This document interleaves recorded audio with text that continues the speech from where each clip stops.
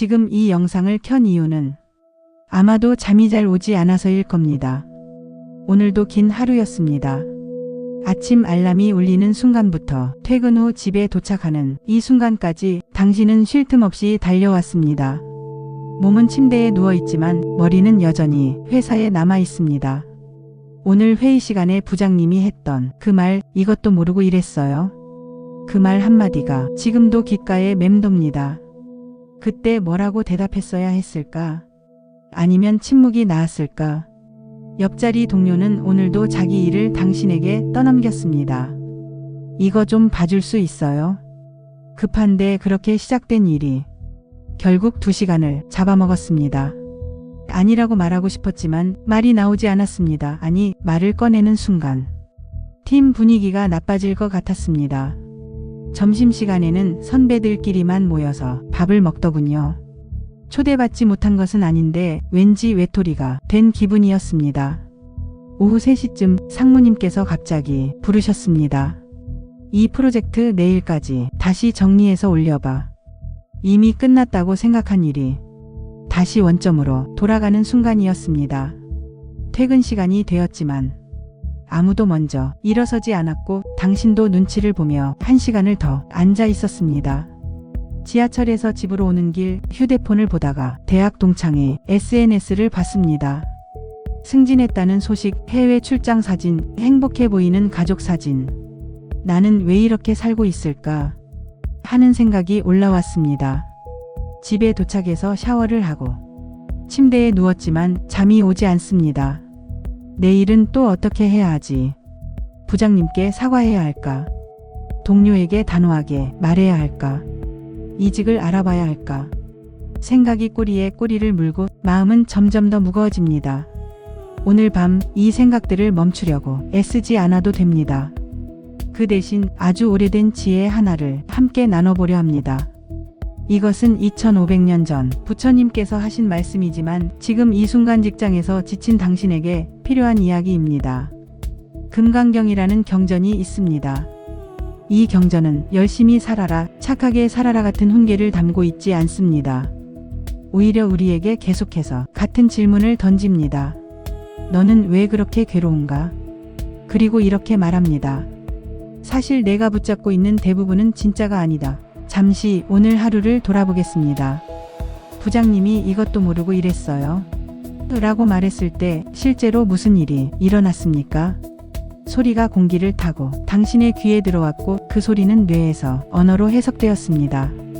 여기까지는 그저 물리적 현상입니다. 하지만 그 다음에 무슨 일이 일어났습니까? 당신의 마음속에서 이야기가 시작되었습니다. 부장님은 나를 무능하다고 생각해. 나는 이 팀에서 인정받지 못하고 있어. 나는 이 일을 잘하지 못하는 사람이야. 그 이야기는 점점 커져서 급기야 나는 이 회사에 어울리지 않는 사람이야. 나는 실패한 직장인이야 라는 결론까지 도달했습니다. 하지만 부장님이 실제로 한 말은 단 한 문장이었습니다. 그 한 문장에서 출발한 이야기의 99%는 당신이 스스로 만들어낸 것입니다. 금강경은 이것을 형상이라고 부릅니다.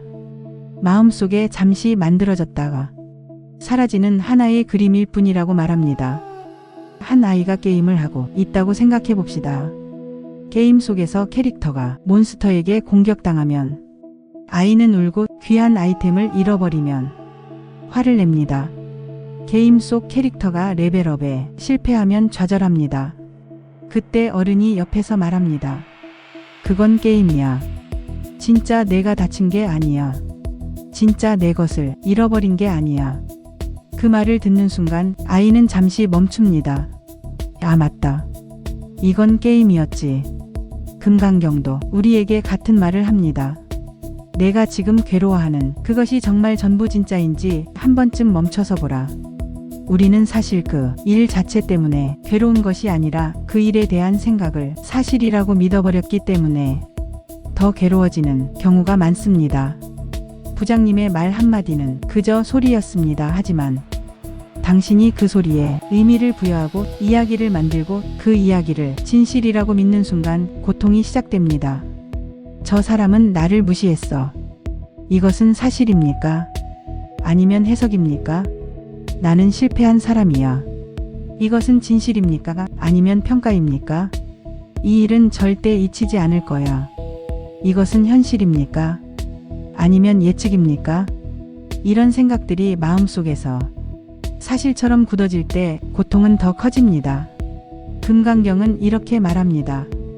모든 형상은 허망하다. 허망하다는 것은 없다는 뜻이 아닙니다. 영원하지 않다는 뜻입니다. 실체가 없다는 뜻입니다. 구름을 보십시오. 구름은 분명히 있습니다. 하늘에 떠 있고 눈으로 볼 수 있습니다. 하지만 구름을 붙잡을 수 있습니까? 구름의 형태는 매 순간 변하고 시간이 지나면 흩어져서 사라집니다. 구름은 있지만 붙잡을 수 없습니다. 당신의 생각도 마찬가지입니다. 생각은 분명히 있습니다. 하지만 생각을 붙잡을 수 있습니까? 방금 전 했던 생각이 지금 어디에 있습니까? 이미 사라졌습니다. 금강경 전체를 아주 짧게 말하면 이 한 문장으로 정리할 수 있습니다. 모든 것은 붙잡을 만큼 단단하지 않다. 금강경이라는 이름이 재미있습니다. 금강은 다이아몬드를 뜻합니다. 그래서 이 경전은 다이아몬드 경전이라고도 불립니다. 왜 하필 다이아몬드일까요? 많은 사람들이 다이아몬드를 떠올리면 단단함, 영원함의 가치를 생각합니다. 하지만 금강경에서 다이아몬드는 다른 의미를 가집니다. 다이아몬드의 가장 중요한 속성은 단단함이 아닙니다. 바로 자르는 힘입니다. 다이아몬드는 세상에서 가장 단단한 물질이기 때문에 어떤 것이든 자를 수 있습니다. 유리도 금속도 돌도 자릅니다. 금강경은 바로 그런 경전입니다. 우리 마음속에 단단하게 굳어버린 집착을, 믿음을, 두려움을 자르는 경전입니다. 나는 이래야만 해. 이 집착을 자릅니다. 나는 저 사람보다 못해. 이 비교를 자릅니다. 나는 인정받아야 행복해. 이 조건을 자릅니다. 직장 생활을 하다 보면 우리는 모르는 사이에 많은 것들에 집착하게 됩니다. 승진에 집착하고, 인정에 집착하고, 월급에 집착하고, 타인의 평가에 집착합니다. 이 집착들이 쌓이고 쌓여서 마침내 우리는 그것들 없이는 살 수 없다고 믿게 됩니다. 한 직장인이 있었습니다. 그는 10년 동안 한 회사에서 일했습니다. 그는 늘 이렇게 생각했습니다. 나는 이 회사에서 인정받아야 해. 그래야 내가 가치 있는 사람이야. 그래서 그는 밤늦게까지 일했고 주말에도 출근했으며 상사의 부당한 요구도 묵묵히 받아들였습니다. 그의 마음속에는 이런 믿음이 단단하게 자리 잡고 있었습니다. 고생하면 인정받는다. 인정받으면 행복해진다. 하지만 세월이 흘러도 그가 원하는 인정은 오지 않았습니다. 승진은 다른 사람에게 돌아갔고 그의 노력은 당연한 것으로 여겨졌습니다. 어느 날 그는 번아웃을 겪었습니다. 병원에 입원했고 한 달 동안 쉬어야 했습니다. 병실 침대에 누워서 그는 처음으로 생각했습니다. 내가 왜 이렇게까지 살았을까? 그제야 그는 깨달았습니다. 그가 붙잡고 있던 그 모든 믿음들이 사실은 그를 자유롭게 한 것이 아니라 묶어놓고 있었다는 것을요. 금강경은 이렇게 말합니다. 응무소주 이생기심. 어디에도 머물지 않고 그 마음을 내라. 이 말은 무슨 뜻일까요? 많은 사람들이 이 말을 오해합니다. 아무것도 하지 말라는 뜻이라고 생각합니다. 열심히 살지 말라는 뜻이라고 생각합니다. 그게 아닙니다. 일은 하되 그 결과에 머물지 말라는 뜻입니다. 노력은 하되 그 보상에 집착하지 말라는 뜻입니다. 상사가 당신을 칭찬하면 기뻐도 됩니다. 하지만 그 칭찬에 머물러서 나는 칭찬받아야만 가치 있는 사람이야 라고 생각하지는 말라는 것입니다. 동료가 당신을 비난하면 화가 날 수 있습니다. 하지만 그 비난에 머물러서 나는 비난받을 만한 사람이야 라고 믿지는 말라는 것입니다. 프로젝트가 성공하면 좋습니다. 하지만 그 성공에 머물러서 나는 항상 성공해야 해 라고 집착하지는 말라는 것입니다. 다이아몬드는 무엇이든 자르지만 다이아몬드 자체는 형태가 없습니다. 금강경도 마찬가지입니다. 모든 집착을 자르지만 금강경 자체도 하나의 방법일 뿐 집착할 대상이 아닙니다. 그래서 금강경 마지막 부분에는 이런 말이 나옵니다. 법도 버려야 하거늘 하물며 법 아닌 것이랴. 경전의 가르침조차 집착하지 말라는 뜻입니다. 금강경은 당신에게 새로운 믿음을 주려는 것이 아닙니다. 오히려 당신이 붙잡고 있는 모든 믿음을 내려놓게 하려는 것입니다. 내려놓는다는 것은 포기한다는 뜻이 아닙니다. 목표를 버린다는 뜻도 아닙니다. 그저 덜 움켜진다는 뜻입니다. 손을 펴보세요. 손을 꽉 쥐고 있으면 아무것도 들어올 수 없습니다. 하지만 손을 펴면 새로운 것이 들어올 수 있습니다. 지금 당신의 마음도 마찬가지입니다.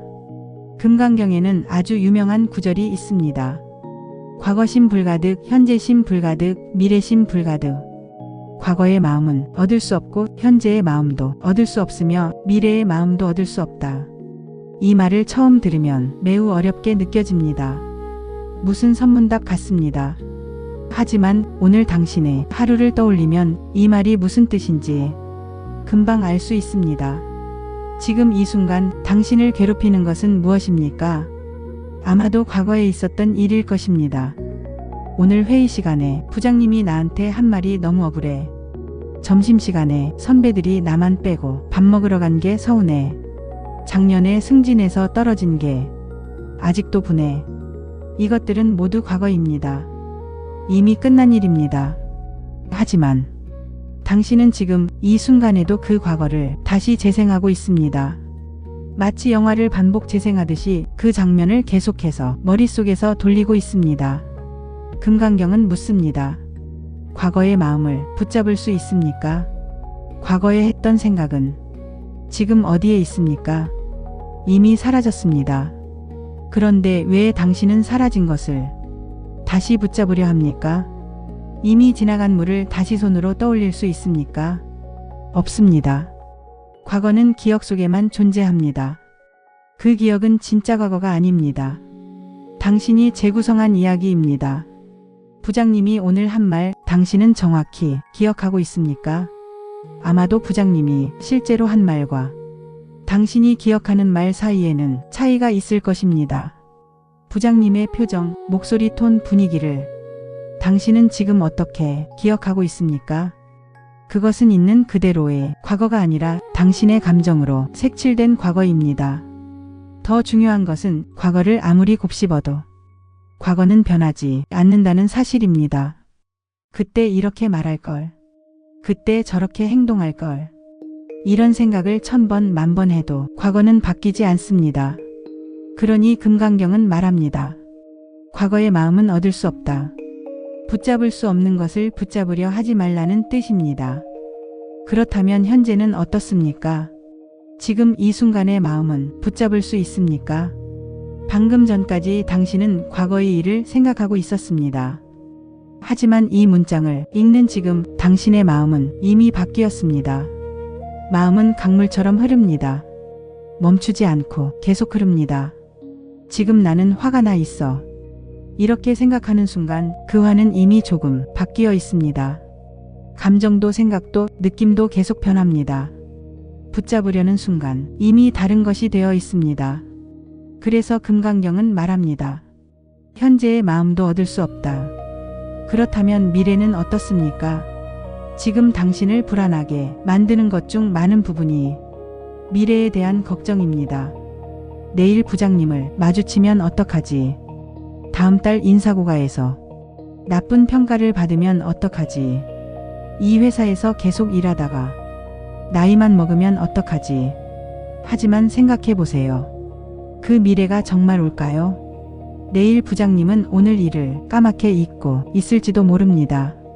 다음 달 인사고과는 당신이 예상한 것과 전혀 다를 수 있습니다. 아니, 더 근본적으로 그 미래는 아직 오지 않았습니다. 오지도 않은 일을 미리 걱정하는 것은 그림자를 보고 겁먹는 것과 같습니다. 그래서 금강경은 말합니다. 미래의 마음도 얻을 수 없다. 아직 일어나지 않은 일에 마음 쓰지 말라는 뜻입니다. 과거는 이미 지나갔고 미래는 아직 오지 않았으며 현재는 붙잡는 순간 흘러갑니다. 그렇다면 우리는 어떻게 살아야 합니까? 금강경의 대답은 명료합니다. 지금 이 순간을 살되 붙잡지 말라. 일은 하되 집착하지 말고 관계를 맺되 의존하지 말며 감정을 느끼되 빠지지 말라는 것입니다. 회사에서 일하는 것은 좋습니다. 하지만 회사가 당신의 전부가 되어서는 안 됩니다. 상사의 평가를 듣는 것은 괜찮습니다. 하지만 그 평가가 당신의 가치를 결정하는 것은 아닙니다. 동료와 갈등이 생기는 것은 자연스럽습니다. 하지만 그 갈등에 빠져서 밤잠을 설칠 필요는 없습니다. 모든 것은 흘러갑니다. 좋은 일도 흘러가고 나쁜 일도 흘러갑니다. 그 흐름을 막으려 하지 마세요. 그냥 함께 흘러가세요. 금강경에서 가장 많이 반복되는 말이 있습니다. 모든 형상은 허망하다. 일체유의법 여몽환포영. 모든 만들어진 것은 꿈과 같고 환상과 같고 물거품과 같고 그림자와 같다. 이 말을 들으면 많은 사람들이 오해합니다. 그럼 모든 것이 가짜라는 말인가? 내 고통도 가짜인가? 내 직장 생활도 가짜인가? 그게 아닙니다. 꿈이 가짜입니까? 아닙니다. 꿈을 꾸는 동안 그 꿈은 매우 실제적입니다. 악몽을 꾸면 정말로 두렵고 좋은 꿈을 꾸면 정말로 기쁩니다. 하지만 꿈에서 깨어나는 순간 그 꿈은 어디에 있습니까? 사라졌습니다. 꿈은 있었지만 영원하지 않았습니다. 실체가 없었습니다. 당신의 감정도 마찬가지입니다. 오늘 상사에게 꾸중을 들었을 때 당신이 느낀 수치심과 분노는 진짜였습니다. 가짜가 아니었습니다.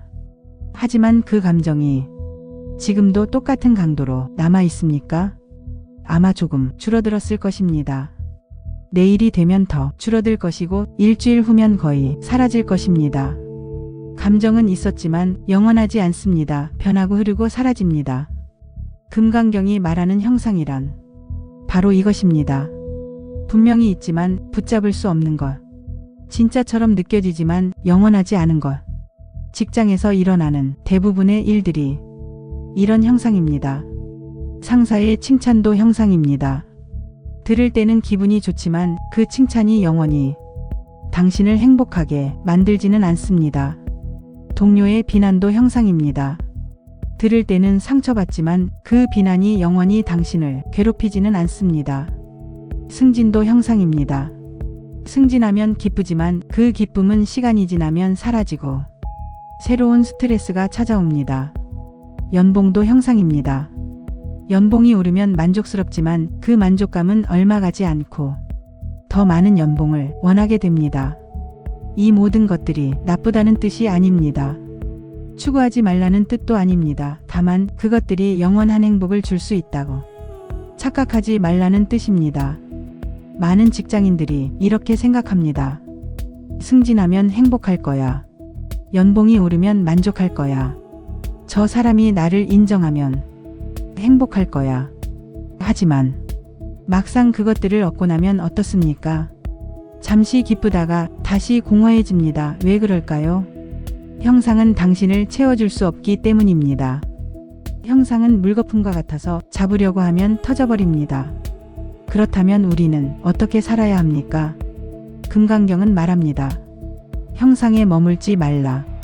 칭찬을 듣되 우쭐대지 말고 비난을 듣되 주눅들지 말며 성공을 이루되 교만하지 말고 실패를 겪되 좌절하지 말라는 것입니다. 모든 것은 지나가는 형상입니다. 좋은 것도 지나가고 나쁜 것도 지나갑니다. 당신이 할 일은 그 흐름을 인정하고 함께 흘러가는 것뿐입니다. 물거품을 보세요. 물거품은 아름답습니다. 햇빛에 반짝이고 무지개 빛을 냅니다. 하지만 물거품을 손으로 잡으려 하면 어떻게 됩니까? 터져버립니다. 물거품을 즐기는 방법은 잡는 것이 아니라 바라보는 것입니다. 당신의 직장 생활도 마찬가지입니다.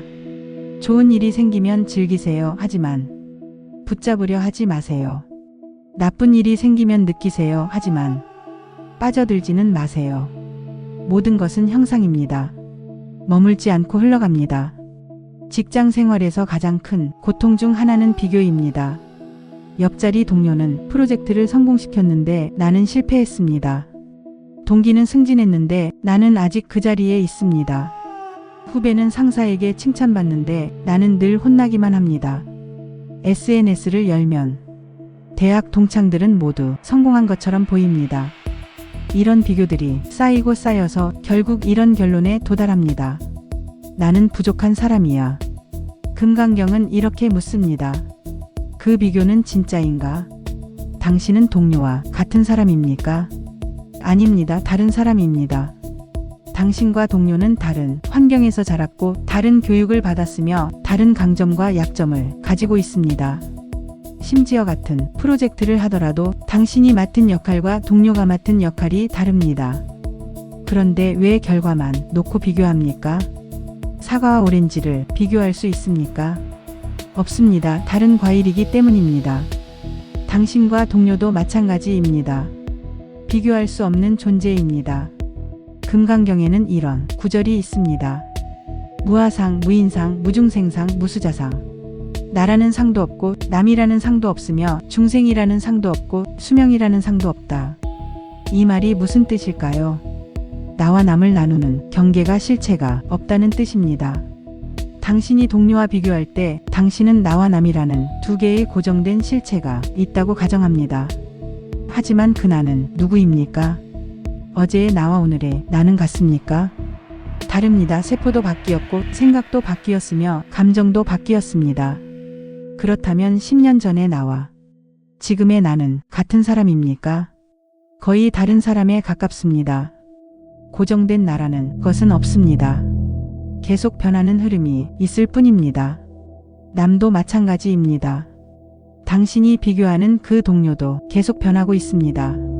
그런데 당신은 변하는 당신과 변하는 동료를 놓고 마치 두 개의 고정된 물건을 비교하듯이 비교하고 있습니다. 그것은 강물의 한순간과 다른 강물의 한순간을 비교하는 것과 같습니다.